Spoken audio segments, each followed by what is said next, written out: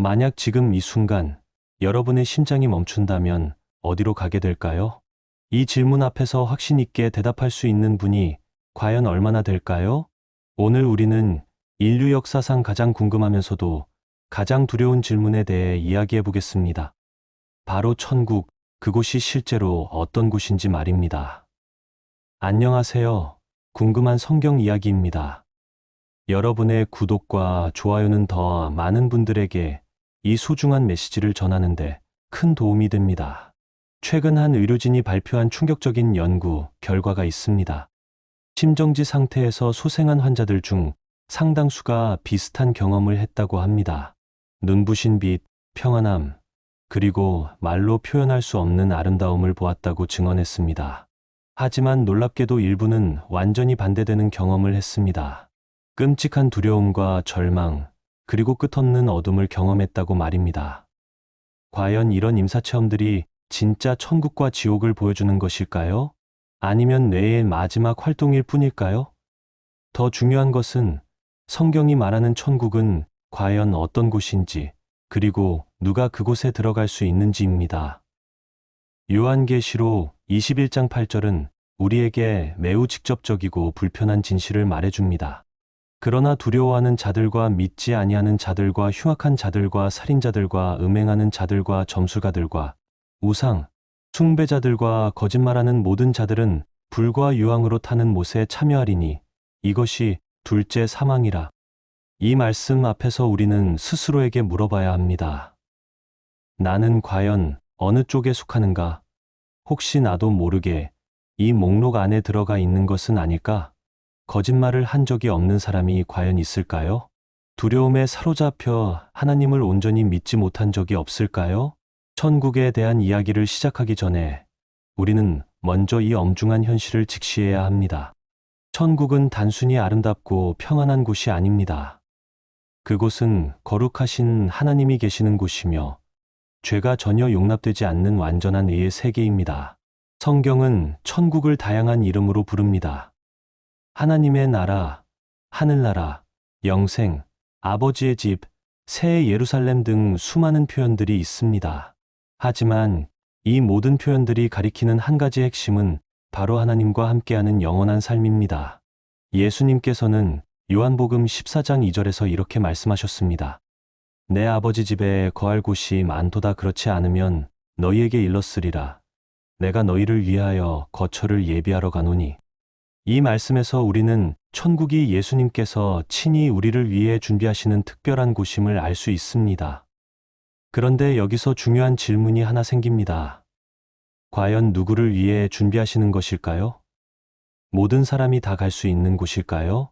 안타깝게도 성경은 그렇지 않다고 분명히 말합니다. 마태복음 7장 13절에서 예수님은 이렇게 경고하셨습니다. 좁은 문으로 들어가라. 멸망으로 인도하는 문은 크고 그 길이 넓어 그리로 들어가는 자가 많고, 그리고 14절에서 계속해서 생명으로 인도하는 문은 좁고 길이 협착하여 찾는 자가 적음이라고 말씀하셨습니다. 이 말씀이 우리에게 주는 충격은 엄청납니다. 대부분의 사람들이 생각하는 것과 달리 천국에 가는 길은 좁고 어려우며 실제로 그 길을 찾는 사람은 많지 않다는 것입니다. 그렇다면 과연 무엇이 그 좁은 문이며 어떻게 해야 그 길을 찾을 수 있을까요? 많은 사람들이 착각하는 것이 있습니다. 선행을 많이 하면 천국에 갈 수 있다고, 나쁜 일만 안 하면 괜찮다고, 종교적인 의식을 열심히 행하면 된다고 생각합니다. 하지만 성경은 전혀 다른 이야기를 합니다. 에베소서 2장 8절에서 9절은 이렇게 말합니다. 너희는 그 은혜에 의하여 믿음으로 말미암아 구원을 받았으니 이것은 너희에게서 난 것이 아니요 하나님의 선물이라. 행위에서 난 것이 아니니 이는 누구든지 자랑하지 못하게 함이라. 놀랍게도 천국에 가는 것은 우리의 행위나 노력과는 전혀 관계가 없습니다. 그것은 오직 하나님의 은혜로 믿음을 통해서만 가능한 선물입니다. 그렇다면 무엇을 믿어야 할까요? 요한복음 14장 6절에서 예수님은 이렇게 선언하셨습니다. 내가 곧 길이요 진리요 생명이니 나로 말미암지 않고는 아버지께로 올 자가 없느니라. 이 말씀은 매우 배타적으로 들릴 수 있습니다. 하지만 동시에 이것은 가장 확실한 희망의 메시지이기도 합니다. 예수 그리스도만이 유일한 길이라는 것은 다른 말로 하면 그분을 통해서는 누구든지 갈 수 있다는 의미입니다. 부자든 가난한 자든 학식이 높든 낮든 과거에 어떤 죄를 지었든 상관없이 예수님을 믿기만 하면 천국에 갈 수 있습니다. 하지만 여기서 말하는 믿음이란 단순히 머리로 인정하는 것이 아닙니다. 예수님이 나의 죄를 위해 십자가에서 죽으시고 부활하셨다는 사실을 마음으로 받아들이고 그분을 나의 구주로 영접하는 것입니다. 로마서 10장 9절은 이렇게 말합니다.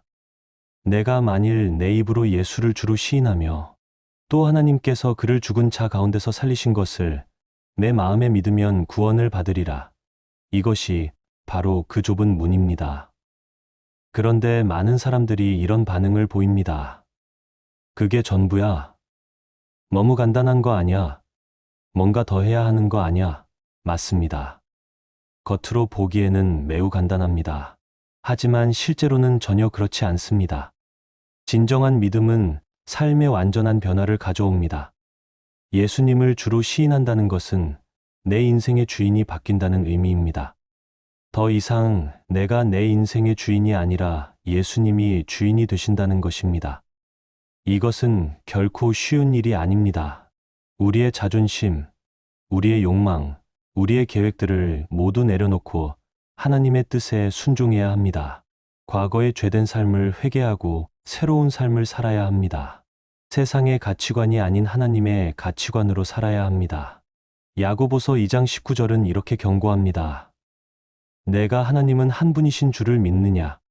잘하는도다 귀신들도 믿고 떠느니라. 단순히 하나님의 존재를 인정하는 것만으로는 충분하지 않습니다. 귀신들도 하나님을 믿지만 그들은 구원받지 못합니다. 진정한 믿음은 삶의 열매로 나타납니다. 마태복음 7장 20절에서 예수님은 그들의 열매로 그들을 알지니라 고 말씀하셨습니다. 구원받은 사람은 반드시 변화된 삶을 살게 됩니다. 그렇다면 천국은 구체적으로 어떤 곳일까요? 요한계시록은 우리에게 천국의 모습을 생생하게 보여줍니다. 21장 1절부터 4절을 보면 이렇습니다. 또 내가 새 하늘과 새 땅을 보니 처음 하늘과 처음 땅이 없어졌고 바다도 다시 있지 않더라. 또 내가 보매 거룩한 성 새 예루살렘이 하나님께로부터 하늘에서 내려오니 그 준비한 것이 신부가 남편을 위하여 단장한 것 같더라. 내가 들으니 보좌에서 큰 음성이 나서 이르되 보라. 하나님의 장막이 사람들과 함께 있음에 하나님이 그들과 함께 계시리니 그들은 하나님의 백성이 되고 하나님은 친히 그들의 하나님이 되시리라. 모든 눈물을 그 눈에서 닦아주시니 다시는 사망이 없고 애통하는 것이나 곡하는 것이나 아픈 것이 다시 있지 아니하리니 처음 것들이 다 지나갔음이러라. 이 말씀은 천국의 핵심을 보여줍니다. 천국은 단순히 아름다운 곳이 아니라 하나님이 친히 우리와 함께 계시는 곳입니다. 더 이상 죽음이 없고 슬픔이 없고 고통이 없는 곳입니다. 모든 것이 새롭게 될 것입니다. 계속해서 18절부터 21절을 보면 새 예루살렘의 물질적 영광이 묘사됩니다. 그 성곽은 벽옥으로 쌓였고 그 성은 맑은 유리 같은 정금으로 되어 있더라. 그 성의 성곽의 기초석들은 각색 보석으로 꾸며 있는데 첫째 뒤초석은 벽옥이요 둘째는 남보석이요 셋째는 옥수요 넷째는 녹보석이요 다섯째는 홍마노요 여섯째는 홍보석이요 일곱째는 황옥이요 여덟째는 노곡이요 아홉째는 담황옥이요 열째는 비취옥이요 열한째는 청옥이요 열두째는 자수정이라. 그 12문은 12진주니 각 문마다 한 개의 진주로 되어 있고 성의 길은 맑은 유리 같은 정금이더라. 하지만 가장 중요한 것은 22절과 23절입니다. 성 안에서 내가 성전을 보지 못하였으니 이는 주 하나님 곧 전능하신 이와 및 어린 양이 그 성전이심이라. 그 성은 해나 달의 비침이 쓸데없으니 이는 하나님의 영광이 비치고 어린 양이 그 등불이 되심이라. 천국에서는 성전이 필요 없습니다. 왜냐하면 하나님 자신이 성전이시기 때문입니다. 해와 달도 필요 없습니다. 하나님의 영광이 모든 것을 밝히기 때문입니다. 이것이 바로 천국의 본질입니다. 그런데 여기서 우리가 놓치지 말아야 할 중요한 사실이 있습니다. 천국은 단순히 죽은 후에 가는 곳만이 아닙니다. 천국은 이미 예수님을 믿는 순간부터 우리 안에 시작됩니다. 예수님은 마태복음에서 천국이 가까이 왔다고 여러 번 선포하셨습니다. 그리고 누가복음 17장 21절에서는 하나님의 나라는 너희 안에 있느니라 고 말씀하셨습니다. 이것은 무슨 의미일까요? 우리가 예수님을 믿고 구원받는 순간 하나님의 나라의 시민이 되며 천국의 백성이 됩니다. 물론 완전한 천국은 주님이 재림하신 후에 경험하게 될 것이지만 그 천국의 삶은 이미 지금 여기서부터 시작됩니다. 그렇다면 천국에서의 삶은 구체적으로 어떤 모습일까요? 많은 사람들이 천국을 구름 위에서 하프를 타며 찬송가를 부르는 따분한 곳으로 상상합니다. 하지만 성경이 그리는 천국은 전혀 그렇지 않습니다.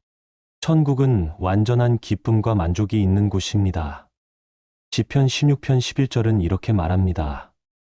주께서 생명의 길을 내게 보이시리니 주의 앞에는 충만한 기쁨이 있고 주의 오른쪽에는 영원한 즐거움이 있나이다. 하나님 앞에는 충만한 기쁨이 있습니다. 이 세상의 어떤 즐거움과도 비교할 수 없는 완전한 기쁨입니다. 고린도전서 2장 9절은 이렇게 증언합니다.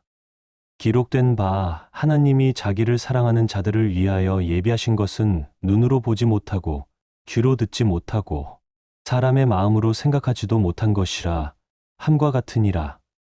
천국의 영광과 아름다움은 우리의 상상을 뛰어넘습니다. 천국에서는 더 이상 죄의 유혹이 없습니다. 로마서 7장에서 바울이 탄식했던 내가 원하는 선은 행하지 아니하고 도리어 원하지 아니하는 악을 행하는도다라는 고민이 완전히 사라집니다. 우리는 온전히 선하고 의로운 존재가 되어 하나님을 기쁘시게 해드릴 수 있게 됩니다. 천국에서는 완전한 지식을 갖게 됩니다. 고린도전서 13장 12절은 이렇게 말합니다. 우리가 지금은 거울로 보는 것 같이 희미하나 그때에는 얼굴과 얼굴을 대하여 볼 것이요. 지금은 내가 부분적으로 아나 그때에는 주께서 나를 아신 것 같이 내가 온전히 알리라.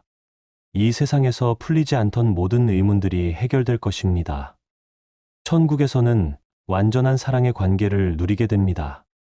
이 땅에서 경험하는 모든 관계의 한계와 상처가 사라지고 서로를 온전히 사랑하며 받아들이는 관계를 누리게 됩니다. 질투도, 시기도, 오해도, 배신도 없는 완전한 사랑의 공동체가 바로 천국입니다. 천국에서는 창조적이고 생산적인 활동을 하게 됩니다. 많은 사람들이 천국을 무료하고 할 일 없는 곳으로 생각하지만 성경은 그렇지 않다고 말합니다. 요한계시록 22장 3절은 다시 저주가 없으며 하나님과 그 어린 양의 보좌가 그 가운데에 있으리니 그의 종들이 그를 섬기며 라고 기록합니다. 우리는 천국에서도 하나님을 섬기는 의미 있는 일을 하게 됩니다. 아마도 우리는 이 우주의 신비를 탐구하고 새로운 창조 사역에 참여하고 하나님의 영광을 선포하는 다양한 방법들을 찾아낼 것입니다. 지금 우리가 가지고 있는 재능들과 관심사들이 완전하게 발휘되고 새로운 차원에서 확장될 것입니다. 또한 천국에서는 시간의 제약이 없습니다. 이 땅에서는 시간이 부족해서 하지 못했던 일들, 배우지 못했던 것들, 경험하지 못했던 것들을 모두 할 수 있게 됩니다. 영원한 시간 속에서 끝없이 성장하고 발전해 나갈 것입니다. 천국의 또 다른 특징은 완전한 치유입니다. 이사야 35장 5절과 6절은 이렇게 예언합니다. 그때에 맹인의 눈이 밝을 것이며 못 듣는 사람의 귀가 열릴 것이며 그때에 저는 자는 사슴같이 뛸 것이며 말 못하는 자의 혀는 노래하리니 모든 질병과 장애, 고통이 완전히 사라지고 새로운 몸을 입게 됩니다. 빌립보서 3장 21절은 이렇게 말합니다. 그는 만물을 자기에게 복종하게 하실 수 있는 자의 역사로 우리의 낮은 몸을 자기 영광의 몸의 형체와 같이 변하게 하시리라. 우리는 예수님의 부활체와 같은 영광스러운 몸을 갖게 될 것입니다. 그런데 여기서 중요한 질문을 해봐야 합니다. 과연 모든 사람이 이런 천국에 갈 수 있을까요? 안타깝게도 성경의 답은 아니오입니다. 마태복음 7장 21절에서 예수님은 이렇게 말씀하셨습니다. 나더러 주여 주여 하는 자마다 다 천국에 들어갈 것이 아니요 다만 하늘에 계신 내 아버지의 뜻대로 행하는 자라야 들어가리라. 단순히 예수님을 주라고 부르는 것만으로는 충분하지 않습니다. 계속해서 22절과 23절에서는 더욱 충격적인 말씀이 나옵니다. 그날에 많은 사람이 나더러 이르되 주여 주여 우리가 주의 이름으로 선지자 노릇하지 아니하였나이까 주의 이름으로 귀신을 쫓아내지 아니하였나이까 주의 이름으로 많은 권능을 행하지 아니하였나이까 하리니 그때에 내가 그들에게 밝히 말하되 내가 너희를 도무지 알지 못하니 불법을 행하는 자들아 내게서 떠나가라 하리라. 이 말씀이 주는 충격은 엄청납니다. 심지어 예수님의 이름으로 선지자 노릇을 하고 귀신을 쫓아내고 권능을 행한 사람들도 천국에서 거부당할 수 있다는 것입니다. 그렇다면 무엇이 문제일까요? 핵심은 내가 너희를 도무지 알지 못하니라는 표현에 있습니다. 종교적 행위나 능력이 아니라 예수님과의 개인적인 관계가 중요합니다. 예수님을 진정으로 알고 사랑하고 순종하는 관계 말입니다. 많은 사람들이 교회에 다니고 봉사하고 헌금하고 기도하지만 정작 예수님과 개인적인 관계가 없습니다. 종교적 의무감이나 습관으로만 신앙생활을 할 뿐 마음으로는 전혀 다른 곳에 있습니다. 예수님은 요한복음 10장 27절에서 이렇게 말씀하셨습니다. 내 양은 내 음성을 들으며 나는 그들을 알며 그들은 나를 따르느니라. 진정한 신자는 예수님의 음성을 듣고 따르는 사람입니다. 그렇다면 우리는 어떻게 예수님과의 진정한 관계를 가질 수 있을까요? 먼저 정직하게 자신을 돌아봐야 합니다. 내 마음의 중심에 무엇이 있는지, 진정으로 사랑하는 것이 무엇인지, 인생의 우선순위가 어떻게 되어 있는지 살펴봐야 합니다. 마태복음 6장 21절은 이렇게 말합니다. 내 보물 있는 그곳에는 내 마음도 있느니라. 우리의 보물이 어디에 있는지가 우리의 마음이 어디에 있는지를 보여줍니다. 만약 우리의 마음이 돈, 명예, 쾌락, 성공 등에 있다면 아무리 종교적인 활동을 해도 하나님과는 거리가 멀 수밖에 없습니다. 진정한 회개는 이런 우상들을 버리고 하나님을 마음의 왕좌에 모시는 것입니다. 이것은 한 번에 완성되는 것이 아니라 평생에 걸친 과정입니다. 매일 우리의 마음을 점검하고 잘못된 것들을 회개하고 하나님의 뜻을 구하며 살아가는 것입니다. 또한 하나님의 말씀인 성경을 사랑하고 순종해야 합니다. 요한복음 14장 23절에서 예수님은 이렇게 말씀하셨습니다. 사람이 나를 사랑하면 내 말을 지키리니 내 아버지께서 그를 사랑하실 것이요 우리가 그에게 가서 거처를 삼으리라.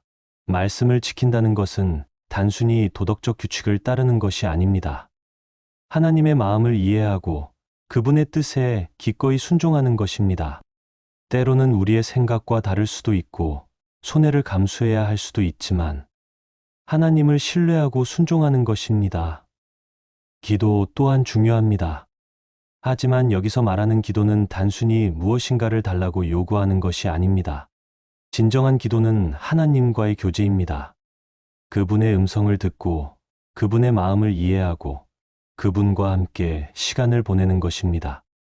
사무엘상 3장 10절에서 어린 사무엘이 여호와여 말씀하옵소서 주의 종이 듣겠나이다 라고 기도한 것처럼 우리도 하나님의 음성에 귀를 기울여야 합니다. 그리고 다른 사람들을 사랑해야 합니다.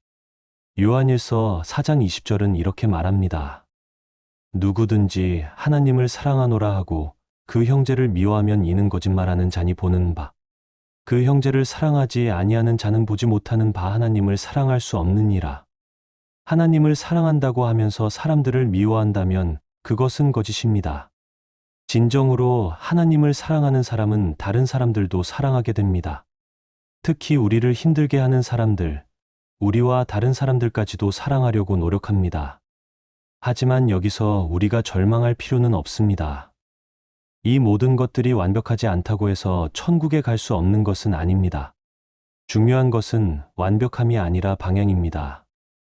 우리의 마음이 하나님을 향하고 있는지, 진정으로 그분을 사랑하고 따르려고 하는지가 중요합니다. 베드로를 생각해 보세요. 그는 예수님을 3번이나 부인했습니다. 하지만 그의 마음 중심에는 예수님을 향한 사랑이 있었습니다. 그래서 주님은 그를 다시 세우시고 사도로 사용하셨습니다. 다윗도 마찬가지입니다. 그는 간음죄와 살인죄를 지었습니다. 하지만 그가 진심으로 회개했을 때 하나님은 그를 용서하시고 내 마음에 합한 자라고 부르셨습니다. 로마서 8장 1절은 우리에게 큰 위로를 줍니다. 그러므로 이제 그리스도 예수 안에 있는 자에게는 결코 정죄함이 없나니 예수님 안에 있는 사람은 정죄받지 않습니다. 그렇다면 천국에 대한 우리의 태도는 어떠해야 할까요? 첫째, 감사해야 합니다. 우리 같은 죄인이 천국에 갈 수 있다는 것은 오직 하나님의 은혜입니다. 이 놀라운 은혜에 감사하며 살아야 합니다. 둘째, 소망을 가져야 합니다. 이 세상의 고난과 아픔이 아무리 클지라도 우리에게는 영원한 천국이라는 소망이 있습니다. 로마서 8장 18절은 이렇게 말합니다. 생각하건대 현재의 고난은 장차 우리에게 나타날 영광과 비교할 수 없도다. 셋째, 다른 사람들에게 이 복음을 전해야 합니다. 천국이 이렇게 좋은 곳이고 예수님을 믿기만 하면 갈 수 있다면 우리는 이 소식을 다른 사람들에게도 알려야 합니다. 로마서 10장 14절은 이렇게 말합니다. 그런즉 그들이 믿지 아니하는 일을 어찌 부르리요? 듣지도 못한 일을 어찌 믿으리요? 전파하는 자가 없이 어찌 들으리요? 넷째, 지금부터 천국의 삶을 살아야 합니다. 천국은 죽은 후에만 경험하는 것이 아닙니다. 우리는 지금부터 천국 백성답게 하나님의 자녀답게 살아야 합니다. 빌립보서 3장 20절은 이렇게 말합니다. 그러나 우리의 시민권은 하늘에 있는 자. 마지막으로 우리는 항상 깨어 있어야 합니다. 마태복음 24장 44절에서 예수님은 이렇게 경고하셨습니다. 이러므로 너희도 준비하고 있으라 생각하지 않은 때에 인자가 오리라. 예수님의 재림은 언제일지 모릅니다. 오늘일 수도 있고 내일일 수도 있고 우리가 죽는 날일 수도 있습니다. 언제든지 주님을 만날 준비가 되어 있어야 합니다.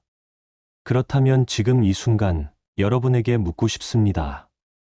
만약 오늘 밤 잠들고 깨어나지 못한다면 여러분은 확신을 가지고 천국에 갈 수 있다고 말할 수 있습니까? 혹시 조금이라도 의심이 든다면 지금이 바로 예수님을 영접할 때입니다. 로마서 10장 13절은 이렇게 약속합니다. 누구든지 주의 이름을 부르는 자는 구원을 받으리라. 누구든지입니다. 과거에 어떤 죄를 지었든 현재 어떤 상황에 있든 나이가 얼마든 상관없습니다. 진심으로 예수님의 이름을 부르고 그분을 구주로 영접하면 구원받습니다. 천국은 실제로 존재하는 곳입니다. 그곳은 우리의 상상을 뛰어넘는 영광스럽고 아름다운 곳입니다. 하나님이 친히 계시고 모든 눈물과 고통이 사라지고 영원한 기쁨과 평안이 있는 곳입니다.